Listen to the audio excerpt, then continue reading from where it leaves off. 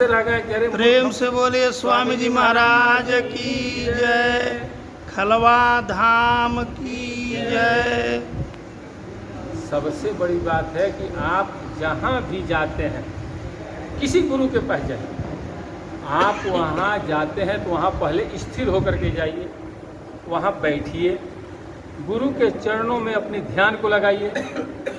गुरु के चरणों में जब ध्यान लगाएंगे या गुरु के चरण के ध्यान के बाद अगर ध्यान टूटता है आपका तो सीधे उनके नज़र पर दिमाग लगाइए।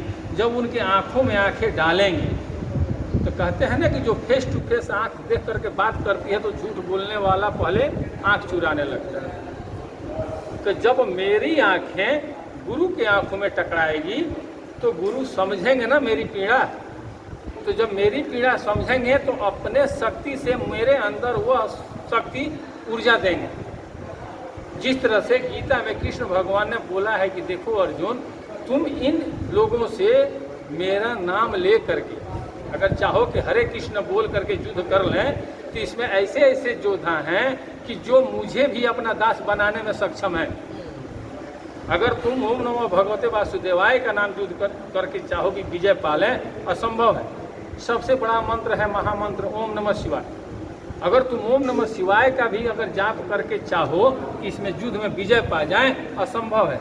इसलिए कि शंकर भगवान स्वयं नाथ जो अविनाशी हैं उनको भी अपना दास बनाने में लोग सक्षम हैं। अपने गर्दन को काट काट के लोग देने के लिए तैयार हैं। इसीलिए हे अर्जुन, वह नाम जो सर्वव्यापक है, सबके हृदय में है, वाणी द्वारा नहीं कहा जा सकता है, वो समझाने का विषय है। समझे बिना साधन नहीं होगा। तब न सारा कुरुक्षेत्र में अर्जुन को जब वह विराट रूप दिखाए हैं तो भीष्म पितामह पूछे हैं कि आचार्य ये क्या हो रहा है। हवा का एक झोंका अगर आता तो मैं पूछता कि अर्जुन और कृष्ण कर क्या रहे हैं वहाँ।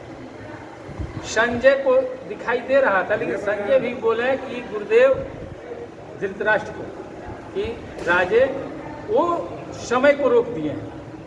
कृष्ण ने समय को रोक दिया था, यानी कोई उस चीज़ को न देखे। हवा जहाँ था वहाँ रुक गया, सब कुछ स्थिर हो गया, कुछ नहीं चलना था। जिस समय गीता का उन्होंने ज्ञान दिया तो उससे क्या ज्ञान मिलता है कि जब गीता में कृष्ण ने जब उपदेश दिया, जब वो मणि दिया उनको अर्जुन को, तो उस समय तो भीष्म पितामह भी थे, द्रोणाचार्य भी थे, सारे लोग थे, बड़े बड़े योद्धा थे।